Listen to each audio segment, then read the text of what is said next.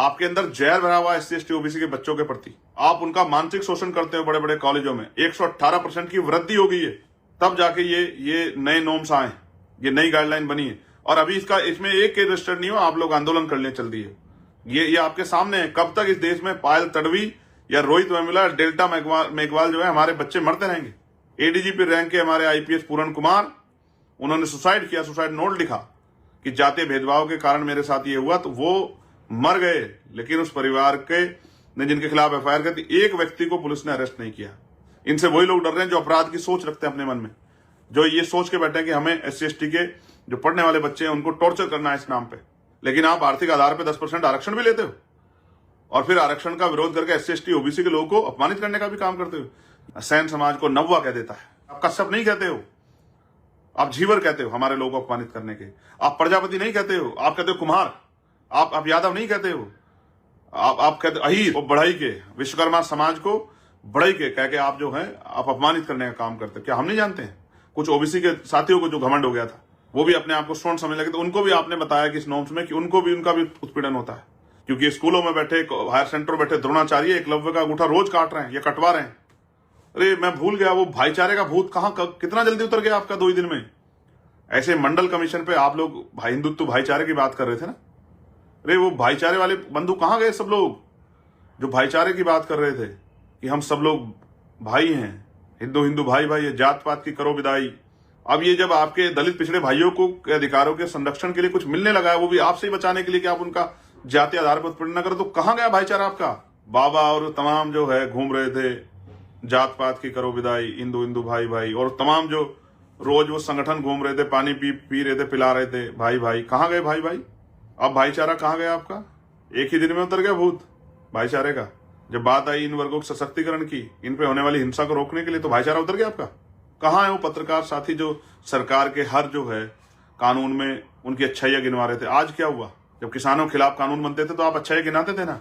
जब NRC पे कानून बना था, 370 पे कानून बना था, जब 3 तलाक पे कानून बना था, तो आप ही तो ना अच्छाई गिनवा रहे थे। आज क्या हुआ? सरकार के अच्छाई गिनवाने वाले और तमाम मीडिया हाउसेस को क्या हुआ? सांप सूंघ गया है। पहली बात तो बहुत सारे ऐसे लोग उसका विरोध कर रहे हैं जिन्होंने उस गाइडलाइन को पढ़ा ही नहीं, जो सिर्फ इस आधार पर विरोध कर रहे हैं, जिनको लगता है कि वो जो जिस तरह का छुआछूत, भेदभाव और रैगिंग और तमाम तरह से मानसिक शोषण जो है SC ST OBC के बच्चों को करते थे, वो नहीं कर पाएंगे। जिनको ऐसा लगता है, वो उनको बड़ी चिंता हो रही है, जो जातीय पूर्वाग्रह से भरे हुए हैं, जो जातिवादी मानसिकता रखते हैं, जो जातंकवादी हैं, उनको इस बात की पीड़ा है कि अब जो हम शोषण, जो अपना जन्म से अधिकार समझते थे, इन वर्गों का अपमान करना, ये इस पीड़ा से जो है वो हमारे लोगों को तकलीफ नहीं दे पाएंगे। ये उनके मन में बात है। और मैं ये भी बताना चाहता हूं कि ये नॉर्म्स किसी के विरोध में नहीं है, क्योंकि डर उसे लगेगा जो अपराध करेगा। जो अपराध नहीं करेगा उसे किस बात के लिए डरना? उसको किससे डरना? जो अपराध करेगा उसको डर लगेगा। जो अपराध करने की सोच लेके बैठा उसको डर लगेगा। जो अपराध की सोच के साथ आगे बढ़ रहा उसको डर लगेगा। जो अपराध की सोच ही नहीं रख रहा है उसको किसी कानून से डरने की क्या जरूरत है? ये वो लोग डर रहे हैं जो लंबे समय से इस काम करते आ रहे हैं। आज उनको लगता है कि अगर ऐसा करेंगे तो उस पर कार्रवाई हो जाएगी। हालांकि बहुत कुछ होने वाला नहीं। आप इस बात को इस तरह से भी समझिए कि 2 अप्रैल 2018 के आंदोलन के बाद सरकार ने कहा था कि हमने SC ST एक्ट को मजबूत कर दिया। कितना मजबूत किया उसका उदाहरण बताता हूं। 7 साल से कम, ये दूसरी तरफ तो कहा जाता है कि SC ST एक्ट बहुत खतरनाक है, लेकिन 7 साल से कम उम्र की सजा जिन मुकदमों में होती है, उनमें अगर SC ST एक्ट भी लगाया है तो गिरफ्तारी नहीं कर रही है पुलिस, और निचली अदालतों से ही उनको बेल मिल जा रही है। ये मैं आपके सामने बता रहा हूं कि कितना मजबूत किया सरकार ने। ये इसलिए कि आपको जानकारी हो कि सरकार क्या कर रही है, और इसमें बहुत सारे लूप होल है, कोई स्पष्ट नहीं है।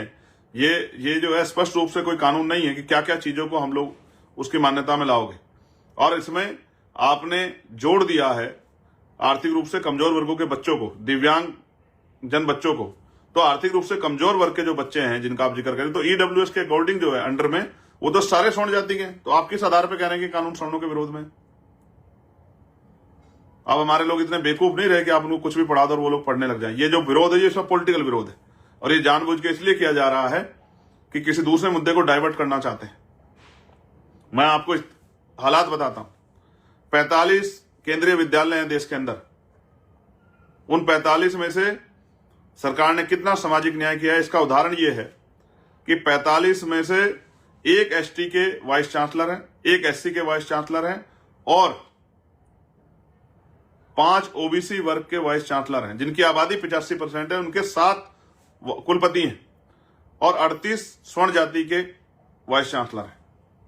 आप मेरी बात को गलत समझे तो आप इसको चेक करा लें।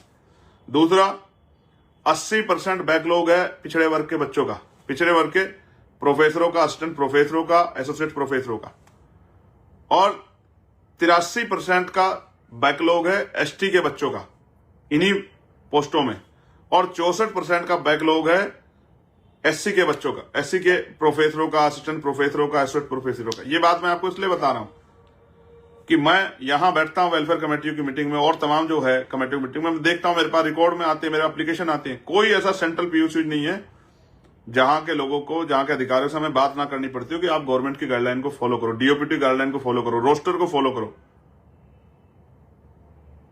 कोई सरकारी ऐसा महकमा नहीं है जिसमें बैकलॉग ना हो, जिसमें जितनी संख्या में सरकारी एम्प्लॉय, उससे ज्यादा एम्प्लॉय जो है ठेकेदारी के आउटसोर्सिंग के जरिए ना रख रखे हों कि सरकारी नौकरी ना देनी पड़े। ये आपके सामने। और आप बच्चों की बात करें, अधिकारी कर्मचारियों के हाल देखिए, उनके साथ डिस्क्रिमिनेशन हो रहा है और आप किस तरह शोषण करते हो। मैं बताना चाहता हूं देश को कि आप शोषण किस तरह करते हो। आप शोषण करते हो जैसे पूरन सिंह आईपीएस जो थे, उन्होंने सुसाइड नोट में लिखा, कोई गिरफ्तारी आज तक नहीं हुई है जो हरियाणा के आईपीएस थे, एडीजीपी रैंक के। आप बच्चों की बात करते हो, उनको न्याय दिला दोगे। एडीजीपी रैंक के हमारे आईपीएस पूरन कुमार, उन्होंने सुसाइड किया, सुसाइड नोट लिखा कि जातीय भेदभाव के कारण मेरे साथ ये हुआ, तो वो मर गए, लेकिन उस परिवार के ने जिनके खिलाफ एफआईआर कर दी, एक व्यक्ति को पुलिस ने अरेस्ट नहीं किया। ये आपके सामने उदाहरण कि तब नहीं, आप बच्चों की बात करें। और बताता हूं, एक हमारी बिटियां हैं टीना ढाबी, जो आईपीएस जो आईएएस टॉपर हैं, सिविल सर्विस की टॉपर हैं। कल वो किसी ध्वजारोहण के कार्यक्रम में थी 26 जनवरी पे, जहां वो पोस्टिंग है। एक उनसे थोड़ा सा जो है खड़े होने में थोड़ी सी गलती, किस तरह से सोशल मीडिया पे उनका मजाक बनाया गया। उनके जो है वो टॉपर है, सारे टेस्ट टॉप करके ही वो आई है, तब पास करके तभी टॉपर बनी है, लेकिन आरक्षण के नाम पे किस तरह उनको अपमानित किया गया, हम वो पूरे सोशल मीडिया के जरिए तमाम लोगों ने देखा। आपके अंदर जहर भरा हुआ एससी एसटी ओबीसी के बच्चों के प्रति। आप उनका मानसिक शोषण करते हो बड़े बड़े कॉलेजों में। 118% की वृद्धि हो गई है इन जो है इस तरह के क्राइम्स में।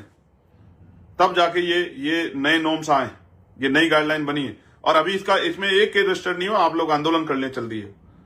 ये समझने की बात है। ये आपके सामने है। कब तक इस देश में पायल तडवी या रोहित वेमुला, डेल्टा मेघवाल जो है हमारे बच्चे मरते रहेंगे? इसका जवाब जो है सरकार को देना पड़ेगा। मीडिया में 90% जो है बाहुल्यता सवर्ण बिरादरी के लोगों की है, तो वहां डिबेट हो रही है। डिबेट में बैठ के वो एससी एसटी के लोगों को अपमानित करने का काम कर रहे हैं। और मैं आपको बताना चाहता हूं, बहुत जिम्मेदारी से आपको बताना चाहता हूं कि इस देश में कॉन्स्टिट्यूशन पे सबसे बड़ा हमला तब हुआ जब 10% आर्थिक आधार पर आरक्षण लागू हुआ। उन नेताओं को भी जिन्होंने उसका समर्थन किया, उन्होंने संविधान का जो आधार, संविधान में जो आधार रिजर्वेशन का, उसको कुचलने का काम किया। इस सरकार ने तो कुचला, लेकिन विपक्ष में रहने वाले हमारे लोगों ने भी कुचलने का काम किया अपने चंद वोटों के चक्कर में।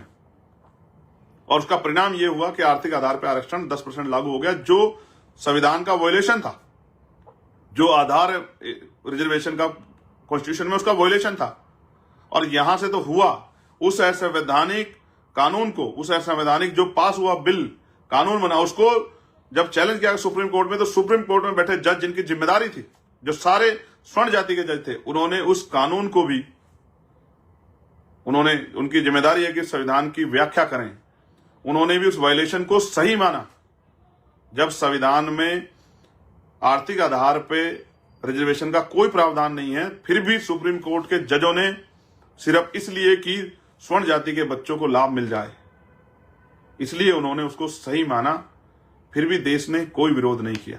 जब 3 दिन में वो कानून बन गया 10% आर्थिक आधार पे, तो भी हमारे नेताओं की चुप्पी से किसने कोई विरोध नहीं किया, क्योंकि एससी एसटी ओबीसी के लोग सामाजिक न्याय को मानते हैं। उन्होंने कहा स्वर्ण जाति में गरीब है तो दे दो, लेकिन उसके बावजूद आर्थिक आधार 10% पे लेते हो और कोटे की जगह हमारी बच्चों को जो पढ़ती है, हमें बच्चों के लेटर आते हैं, कोटे की जगह बोलते हो कि कोठे जो है आप कोठे वाले, ठीक है। जिस तरह से आप अपमानित करते हो, आपके अंदर जहर भरा हुआ है। 75 साल में आप इस जहर को अपने अंदर से निकाल नहीं पाए, आप एक सभ्य समाज नहीं बना पाए। और जब कमजोर वर्गों के लोग तरक्की करते हैं, आपने ऐसे ही मंडल कमीशन का विरोध किया। मंडल कमीशन में भी आपके खिलाफ कुछ नहीं था। मंडल कमीशन में पिछड़ी जातियों को जो है सशक्तिकरण के लिए जो आर्टिकल 340 में प्रावधान बाबा साहब अम्बेडकर ने किया, उस प्रावधान को जो है उस प्रावधान के अकॉर्डिंग जो है तो रिजर्वेशन का जो काका कालेकर आयोग के बाद और मंडल कमीशन बनकर जो रिपोर्ट बनी, जो आयोग बना, उसकी जो रिपोर्ट आई, उस 340 आर्टिकल नंबर 340 को जो है मजबूत, उसके आधार पे जो मंडल कमीशन के जरिए जो है पिछड़े वर्ग के लोग सशक्तिकरण का जो जब ये कानून आ गया, उनको आरक्षण देने का प्रावधान बन गया, तो आपने उसका भी विरोध किया, पुरजोर विरोध किया आपने। कहां था वो स्वर्णों के विरोध में जो आपने उसका विरोध किया? स्वर्ण जाति के जो पढ़े लिखे लोग हैं, समझदार लोग हैं, वो जानते हैं कि इससे का कोई नुकसान नहीं होने वाला। इनसे वही लोग डर रहे हैं जो अपराध की सोच रखते हैं अपने मन में, जो ये सोच के बैठे हैं कि हमें एससी एसटी के जो पढ़ने वाले बच्चे हैं उनको टॉर्चर करना है इस नाम पे। जब आप खुद से आरक्षण लेते हो, आरक्षण का किस आधार पर विरोध करते हो? मैं तो तब मानू जब आप इस 10% आर्थिक आधार पर आरक्षण जो मिला उसको छोड़ दो, तब मैं आपको मानू कि आप आरक्षण का विरोध करते अच्छे लगते हो। लेकिन आप आर्थिक आधार पर 10% आरक्षण भी लेते हो और फिर आरक्षण का विरोध करके एससी एसटी ओबीसी के लोगों को अपमानित करने का भी काम करते हो। ये झूठ जो है, झूठ के सारे कब तक आगे बढ़ना चाहते हो? हमने अपनी आंखों से देखा, हमने सुना, हमने महसूस किया किस तरह से एससी एसटी ओबीसी के बच्चे जो हैं और अभी भी गांव देहात में किस तरह का सलूक होता है। क्या खुले मंच पे कोई डिप्टी चीफ मिनिस्टर कह देता है, सैन समाज को नव्वा कह देता है, नव्वा अपनी बात को रखते हुए, नव्वा समाज किस तरह अपमानित करने का काम करते हैं। आप कश्यप नहीं कहते हो, आप झीवर कहते हो हमारे लोगों को अपमानित करने के। आप प्रजापति नहीं कहते हो, आप कहते हो कुमार। जानबूझ के आप हमारे लोगों को अपमानित करने का काम करते हो, जानबूझ के। आप यादव नहीं कहते हो, आप कहते अहीर, जानबूझ के आप जो है हमारे लोगों को, जानबूझ के आप जो है पिछड़े वर्ग के, पिछड़ी जातियों के बच्चों को, शेड्यूल कास्ट के लोगों को, ठीक है, आप जानबूझ के जो है जाति के आधार पे, और नाई के, ओ खटीक के, ओ झीवर के, ठीक है, इस तरह से आप जो है आज भी गांव देहात से लेकर पढ़े लिखे लोग जो अपने आप को पढ़े लिखे कहते हैं, किस तरह से जो है वो बढ़ई के, विश्वकर्मा समाज को बढ़ई के कह के आप जो है आप अपमानित करने का काम करते हैं। क्या हम नहीं जानते हैं? हम इसी सामाजिक व्यवस्था से निकल के यहां तक आए, हम ग्रामीण पृष्ठभूमि के लोग, हम जानते हैं कि आप किस तरह से जो है हमारे जो है दलित पिछड़े समाज को किस तरह अपमानित करते हो। आप आज भी जो है हमारे पढ़ लिखने के बाद आप उनको जो है सम्मान से नहीं उनका नाम ले पाते हो।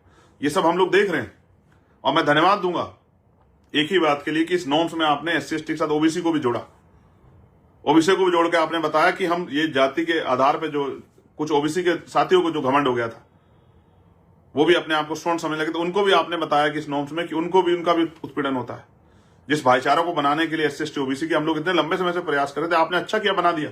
और मैं तो चाहता हूं सरकार पे पीछे हटे, जो एससी एसटी ओबीसी के लोगों को पता लग जाए कि सरकार उनका कितना हित चाहती है, कि जरा से विरोध से डर के जो है उन्होंने ये गाइडलाइन वापस ले ली या इस पे विचार करने की बात कही। पता होना चाहिए कि वो इतने बड़े समाज के भावनाओं को किस तरह कुचलने का काम कर रही। मैं तो चाहता हूं सरकार स्टैंड ले, पता तो लगे, क्योंकि सरकार ने सिर्फ अपनी मन से नहीं किया है, जो समिति थी उसमें जो लोग थे उनके सुझाव से किया है। इसलिए मैं कह रहा हूं बहुत महत्वपूर्ण है, चर्चाएं हो रही हैं, इस्तीफे हो रहे हैं, बहुत कुछ है, आपको नजर बनानी है। मेरी बात पे गौर करो कि कौन खड़ा है आज आपके साथ, कौन पत्रकार है, कौन न्यूज चैनल है, कौन सा अखबार है, कौन खड़ा है आपके साथ, कौन सा नेता खड़ा है, कौन सी पार्टी खड़ी है। आज आपको देखना है कि आपके बच्चों को जिस तरह सुसाइड करने के लिए मजबूर किया जा रहा है हायर एजुकेशन सेंटरों में, अगर उसके रोकथाम की कोई कोशिश की गई है तो उससे कौन डरा है और कौन जो है उसके खिलाफ जो कौन सा दल खड़ा होकर किस तरह की बात को प्रयोग कर रहा है। आज एससी एसटी ओबीसी के लोगों को देखना है, समझना है कि कौन सी पार्टी क्या स्टैंड ले रही, कौन सा नेता क्या स्टैंड ले रहा। क्या किसी में हिम्मत है कि वो स्टैंड लेके कहे कि हम ये जो नए नॉर्म्स बने, ये जो नई गाइडलाइन बनी है, हम लोग किसी भी कीमत पे इन गाइडलाइनों के, हालांकि इन गाइडलाइनों से बहुत कुछ प्रभावित नहीं होने वाला, लेकिन फिर भी जो कुछ प्रयास किए गए हैं उन प्रयासों को अगर वापस लेने का प्रयास करें तो हम सड़क पर मुकाबला करेंगे, हम सरकारों को जो है घेरने का काम करेंगे, हम धरना प्रदर्शन करेंगे, हम लोग जो इनके आवासों पे ताले लगा देंगे, कोई ऐसा हिम्मत जुटाए। तो मैं तो देख रहा हूं, लेकिन मैं तो आपसे कह रहा हूं, आज दलित पिछड़े वर्ग के जो है बुद्धिजीवी, आदिवासी वर्ग के जो बुद्धिजीवी, उनसे कह रहा हूं, जो चिंतक हैं उनसे कह रहा हूं, जो इस समाज में अधिकारी कर्मचारी, उनसे कह रहा हूं, देखिए आपके बच्चों को जिस तरह का शोषण का शिकार होना पड़ता है, उस पर कौन खड़ा है आज आपके साथ, या कौन वोटों की परवाह कर रहा है। ये बहुत बड़ा उदाहरण है आपके सामने देखने के लिए, समझने के लिए। अगर आज भी नहीं समझे और आज भी नहीं संभले तो वो दिन दूर नहीं है कि कल फिर किसी पायल तड़वी को, रोहित वेमुला को, डेल्टा मेघवाल को जातीय भेदभाव कारण आपके बच्चों को, आपके जो हैं टॉपर्स हैं, उनको जान देनी पड़ेगी। मैं बहुत चिंता में था, मैं सोच रहा था आपसे बात करूं, क्योंकि जब से गुरु रविदास जी महाराज की जयंती पे प्रकाश पर्व का अवकाश जो है वो छीनकर जो है और इस तरह का माहौल बनाया गया, उससे मेरे मन में गुस्सा, बहुत पीड़ा थी। और दूसरा जो है ये यूजीसी पे जो है जिस तरह से मैंने आपको बताया, आप चेक कीजिए सोशल मीडिया, किस तरह टीना ढाबी को, जो एक आईएएस है, टॉपर है, जिसको जाति के आधार पे जो है उसका अपमान करने का काम किया जा रहा है। ये आपके सामने अभी एक दिन पहले की बात है, आज 27 से 26 की बात। और आईपीएस पूरण कुमार का उदाहरण मैं आपको दे चुका हूं। और उससे पहले जो है आपके टॉपर्स में पायल तड़वी, डेल्टा मेघवाल, रोहित वेमुला, कितने जो है आपके सामने उदाहरण है। और ये बढ़ रहा है, 118% की वृद्धि हुई है, क्योंकि स्कूलों में बैठे, हायर सेंटर में बैठे द्रोणाचार्य एकलव्य का अंगूठा रोज काट रहे हैं या कटवा रहे हैं। तो ये जिम्मेदारी बैठती है उस सभ्य समाज की, उस पढ़े लिखे हर जाति धर्म के व्यक्ति की। अगर कोई बन रहा है, प्रयास हो रहा है कि इस तरह की चीजों पर रोकथाम लगे, तो उसमें अड़ंगा ना अड़ाए, उसका समर्थन करें। और जो अड़ंगा अड़ा रहा है, और वो कहां, अरे मैं भूल गया, वो भाईचारे का भूत कहां कितना जल्दी उतर गया आपका 2 ही दिन में। ऐसे मंडल कमीशन पे आप लोग हिंदुत्व भाईचारे की बात कर रहे थे ना, अरे वो भाईचारे वाले बंधु कहां गए सब लोग, जो भाईचारे की बात कर रहे थे कि हम सब लोग भाई हैं, हिंदू हिंदू भाई भाई है, जात पात की करो विदाई, हिंदू हिंदू भाई भाई। अब ये जब आपके दलित पिछड़े भाइयों को के अधिकारों के संरक्षण के लिए कुछ मिलने लगा है, वो भी आपसे ही बचाने के लिए कि आप उनका जाति आधार पर उत्पीड़न न करो, तो कहां गया भाईचारा आपका। वो भाईचारे वाले लोग निकल के आए। जब भी SC ST OBC के लोगों को, जब मंडल कमीशन आया था, तो भी ये भाईचारे वाले लोग ही थे जो चाहते थे कि वो पिछड़े वर्ग को लोग सशक्तिकरण ना हो, उनके लिए अलग से कोई जो है स्पेशल प्रोविजन ना बने। SC ST के लोग नहीं चाहते थे कि उन पिछड़े वर्ग के अधिकारों को छीना जाए। वो तो आज भी चाहते हैं 52% OBC को 52% रिजर्वेशन मिले। मैं तो अभी क्या क्या आगरा में कि जो अति पिछड़ा समाज है उसको 15% अलग से रिजर्वेशन देंगे, 27% से अतिरिक्त, जिससे आपके अंदर कोई उस तरह के ना इत्तेफाकी ना हो। और देते तो 25%, लेकिन क्योंकि अभी उस तरह की स्थिति नहीं है, उस तरह का माहौल नहीं है, लेकिन 15% की तो गारंटी देते हैं कि हम लोग कानून बना के जो है 15% अति पिछड़ी जातियों को अलग से आरक्षण की व्यवस्था करा के देंगे, क्योंकि हम समझते हैं कि वो आगे नहीं निकल पाए। तो मैं स्पष्ट तौर पे कहना चाहता हूं, मैं तो उनको ढूंढ रहा था, वो जो तमाम बाबा और तमाम जो है घूम रहे थे, जात पात की करो विदाई, हिंदू हिंदू भाई भाई, और तमाम जो रोज वो संगठन घूम रहे थे, पानी पी रहे थे, पिला रहे थे भाई भाई, कहां गए भाई भाई। अब भाईचारा कहां गया आपका। एक ही दिन में उतर गया भूत भाईचारे का। जब बात आई इन वर्गों के सशक्तिकरण की, इन पे होने वाली हिंसा को रोकने के लिए, तो भाईचारा उतर गया आपका। आप समझो, आप देखो, सोशल साइट खोलो, आप गूगल खोलो कि कौन समर्थन में कौन विरोध में, इन चेहरों को पहचानो। कुछ अधिकारियों ने सामान्य जाति के इस्तीफे दिए, वो जानते हैं कि कुछ बदलाव नहीं होने वाला, कोई नुकसान नहीं हो रहा, फिर भी इस्तीफे दिए कि सरकार प्रेशर बने। लेकिन SC ST OBC के नेताओं को उन्होंने मुंह पे टेप लगा ली है। ये भी समाज को देखना चाहिए कि जो इस तरह के आधार पे जो सरकार द्वारा कानून जो है गाइडलाइन बनेगी, जो उस पे जो सहमति से गाइडलाइन बनी, उन पे जो है वो पक्ष नहीं रख पा रहे हैं, तो वो आपके कितने हितैषी हैं। और कौन है जो आपके लिए हर तरह की मुसीबत उठाने के लिए तैयार है, हर तरह के चैलेंज, जान को दांव पे लगाने के लिए तैयार है। कौन सा संगठन है, कौन सा दल है, ये आपके सामने किसी के मुंह से आवाज नहीं निकल रही है। सबको अपने वोटों की फिक्र है, किसी को इस कमजोर दलित पिछड़े आदिवासी समाज की फिक्र नहीं है। और जिनको फिक्र है वो आपके सामने।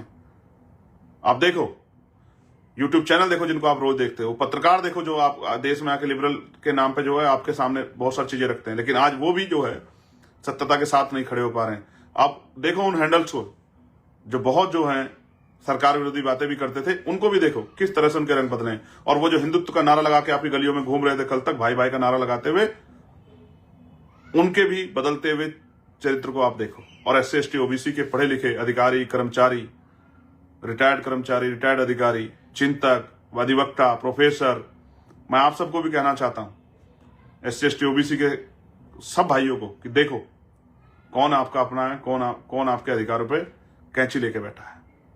आज नहीं खड़े होंगे, आज नहीं सुनोगे, आज नहीं अपने बच्चों का दर्द सुनोगे, तो जब ये मर जाएंगे यूनिवर्सिटियों में तो क्या करोगे कल उसके बाद? अभी तो एक मामला सामने नहीं आया, अभी से दुरुपयोग की बात करते हैं। दुरुपयोग तो कितने कानूनों का हो रहा है। CBI जो है, जो जिसके ऊपर गरीब आदमी ये विश्वास करता है कि अगर CBI ने कोई मामला, किसी CBI ने टेक ओवर कर लिया है, CBI जांच हो रही तो न्याय मिलेगा, वो CBI का कन्वेंशन रेट 75%, 25% मामले जो है वो फॉल्स होते हैं। और ED का क्या हाल है, NIA क्या हाल है। अब देखिए कौन सा ऐसा कानून इसका दुरुपयोग नहीं हो रहा, लेकिन जब आपके हितों में कोई गाइडलाइन ही बनी है तो बहुत दिक्कत हो गई है। आज नहीं समझोगे तो निकल जाएगा वक्त। समझिए और संभलिए, और अपने बच्चों की रक्षा के लिए निगरानी कीजिए कि आप अपना खून पसीना और अपना पेट काट के जिन बच्चों को पढ़ाने काम कर रहे हैं, यूनिवर्सिटियों में, हर सेंटर में, किस तरह से जो है वो जातीय उत्पीड़न के शिकार होकर सुसाइड कर रहे हैं, अपनी जान दे रहे हैं, मानसिक पीड़ा सह रहे हैं, और उनकी बात को सुनने वाला कोई नहीं। और मैं तो क्योंकि रहता हूं सिस्टम में, मैं जानता हूं कि सिर्फ वही नहीं, अधिकारी कर्मचारियों के भी क्या हाल है, पुलिस में जो कर्मचारी हैं और सैनिक बलों में जो कर्मचारी हैं, मैं जानता हूं SC ST OBC के क्या हाल है। मुझे कोई बताने की जरूरत नहीं है।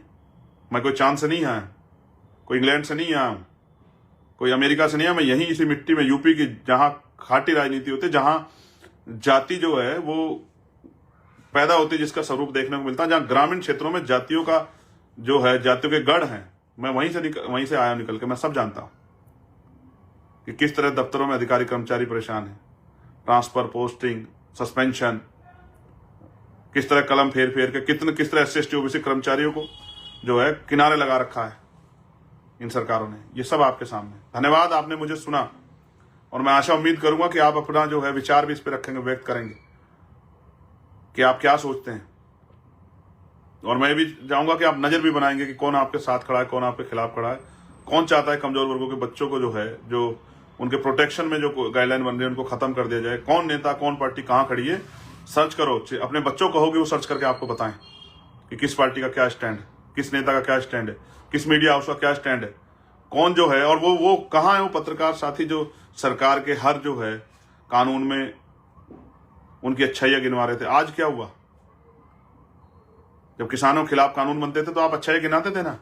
जब NRC पे कानून बना था, 370 पे कानून बना था, जब 3 तलाक पे कानून बना था, तो आप ही तो ना अच्छाई गिनवा रहे थे। आज क्या हुआ? सरकार के अच्छाई गिनवाने वाले और तमाम मीडिया हाउसेस को क्या हुआ? सांप सूंघ गया है। समझ रहे हैं? कमजोर वर्गों के लोग आपको समझ रहे हैं, बिल्कुल समझ रहे हैं।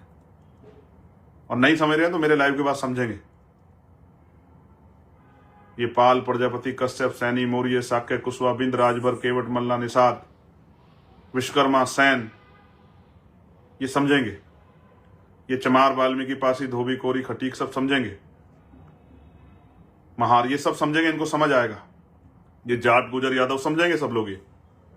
और नहीं समझेंगे तो हम लोग समझाते रहेंगे इनको कि समझे, इनको समझ आए कि किस तरह आपके बच्चों के अधिकारों को निगलने का काम कौन कर रहा है और उसको, उसकी भूमिका कौन बना रहा है। धन्यवाद। जय भीम, जय भारत, जय संविधान, जय मंडल, जय जोहार। आपका भाई चंद्रशेखर आजाद।